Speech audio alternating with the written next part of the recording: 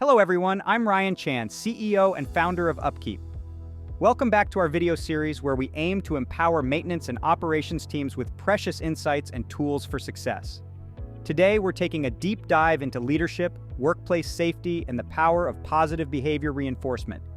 We'll explore different leadership styles, how generational differences impact the workplace, and how a shift in your approach can drastically improve safety and productivity. So, if you're ready to become the leader you've always aspired to be, then this is the episode for you. Let's jump right in. Picture this. You're a leader, and you're doing your best to be the kind of leader you've always envisioned. You're learning from others, treating people the way you'd like to be treated, and always taking responsibility for your team's performance. This is the essence of positive behavior reinforcement in leadership. Now let's take a trip down memory lane. Remember the days of your apprenticeship? The hazing, the pranks, the lessons learned? It was all part of the process, right? But what you really learned was that relationships are just as important as technical skills. But not all leaders are created equal. Some of us have had the misfortune of working under toxic leadership. You know the ones. The leaders who say, "You don't come to work to make friends," or those who only have eyes for the top. These are the leaders we want to avoid becoming. If you find yourself in such an environment, take it as a learning opportunity, and then move on. Now let's talk about how different generations approach work. This is crucial in understanding how to lead and motivate your team effectively.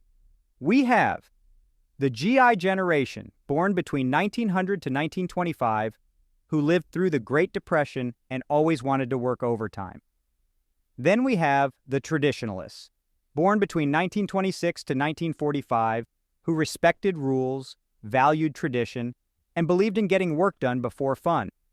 Next, we have the baby boomers, born between 1946 to 1964, who were optimistic, competitive, and valued strong personal networks. And next, we have Generation X, born between 1964 to 1979, who desired flexibility, technology, and work-life balance. Then we have the millennials, born between 1980 to the late 90s, who are much more digital, less concerned about personal relationships, and more relaxed. And lastly, Generation Z, born in the late 90s to the 2010s, who are digital natives that like to work independently and on their own terms and value flexibility in their professional lives. As leaders, it's crucial to understand these generational differences and adjust our leadership styles accordingly. But what happens when you realize the need for change? When you recognize that fear and intimidation are no longer effective leadership tactics? This is when positive behavior reinforcement comes into play. It's about changing the way you interact with your team, focusing on strengthening good behaviors and promoting improvement. And the benefits of positive behavior reinforcement are immense. It leads to a highly engaged workforce, a safer workplace, and a visible, valued culture of positivity. Negative feedback, on the other hand, doesn't drive improvement. It's one-way communication that often leads to misunderstanding and humiliation. A leader who uses positive feedback makes people feel as if they want to contribute and participate rather than have to.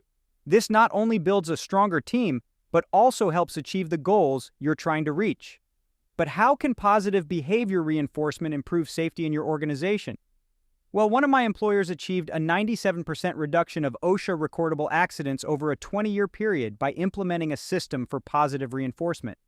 Feedback changes behaviors, and safety improvement initiatives are most often behavior-based. In conclusion, positive feedback doesn't always have to be verbal. It could be a gesture like a thumbs up or come from your KPI information board. People want to know how they're doing in their work. They want to have a feeling of success at work. There are many ways to give them positive feedback. Use all of them. Remember, changing behaviors and maintaining those changes is a continuous process. It's not just the program of the week or month. It's something you do each day, all day long.